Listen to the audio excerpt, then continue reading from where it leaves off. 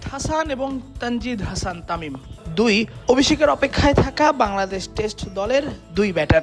দ্বিতীয় টেস্টে অভিষেক হবে কিনা তা এখনো নিশ্চিত নয়, তবে দ্বিতীয় টেস্টের আগের দিন তারা ব্যাটিং অনুশীলনের জন্য যাচ্ছিলেন সেন্টার উইকেটে। ব্যাট প্যাড পরে হেলমেট মাথায় ব্যাট হাতে যখন যাচ্ছিলেন তামিম, তখন হঠাৎই দাঁড়িয়ে গেলেন। তারপর ব্যাটটাকে জার্সির নিচে লুকিয়ে দিলেন এক দৌড়।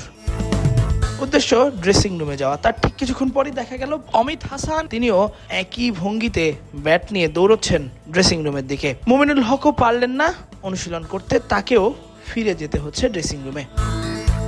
নাজমুল হোসেন শান্তর দ্রুত পদক্ষেপ, তিনিও যেভাবেই হোক ব্যাটটাকে বাঁচানোর চেষ্টায়, আর তারও উদ্দেশ্য ড্রেসিং রুম। শান্তর ঠিক পরে মুশফিককেও দেখা গেল তিনিও ড্রেসিং রুমের পথেই ছুটছেন। কারণটা বুঝতে বাকি নেই, সিলেটের বৃষ্টি। 72 ঘন্টা ময়েশ্চার লক সমৃদ্ধ লিলি বডি ওয়াশ, শিয়া বাটারের গুডনেস স্কিন রিপেয়ার করে রাখে সফট ও গ্লোয়িং। ক্রিকেটার কিংবা পর্যটক সবসময়ই সিলেট আকর্ষণীয় সবার কাছেই, কিন্তু ক্রিকেটটা যখন খেলতে হবে তখন যেন বৃষ্টি বাধা হয়ে দাঁড়ায়। আর সেই বৃষ্টি বাংলাদেশ দলের অনুশীলনে এলো বারবার। মাঠকর্মীদের তাই কষ্টেরও শেষ নেই। একবার কাভার দিতে হয় তো একবার কাভার সরাতে হয়, এরপর আবারও বৃষ্টি বাগড়া দেয়। তাই তো বাংলাদেশ দলের সঙ্গে থাকা ফিল্ডিং কোচ আশিকুর রহমান তিনি নিজেও মাঠকর্মীদের সঙ্গে কাভার ঢেকে দিতে সহায়তা করলেন। এই বৃষ্টি অবশ্য বেশিক্ষণ স্থায়ী হয়নি, কয়েক মিনিটের বৃষ্টি, তারপর আবারও বৃষ্টি থেমেছে আর তানজিদ তামিম আবারও ব্যাটিং অনুশীলনের জন্য ফিরেছেন। মাঠকর্মীরাও উইকেট রোল করেছেন যাতে ঠিকভাবে ব্যাটিং অনুশীলন করতে পারেন। শান্ত আবারও ড্রেসিং রুম থেকে এসে ব্যাটিং অনুশীলনের জন্য প্রস্তুত হয়েছেন।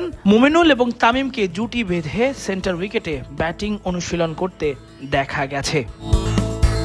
ক্রিকেটারদের কাছে প্রিয় হলেও সিলেটে সবথেকে বড় সমস্যা বৃষ্টি, আর সেই বৃষ্টি বাধা হয়ে দাঁড়াবে শনিবার থেকে শুরু হতে যাওয়া 5 দিনের টেস্টেও। ওয়েদার আপডেট বলছে শনিবার অর্থাৎ টেস্টের প্রথম দিনই 90% বৃষ্টির সম্ভাবনা রয়েছে। টেস্টের দ্বিতীয় দিন রয়েছে প্রায় 80%, তৃতীয় দিন 60% আর চতুর্থ দিন 98%। অর্থাৎ চতুর্থ দিন বৃষ্টি ভেসে নিয়ে যেতে পারে দিনের খেলা।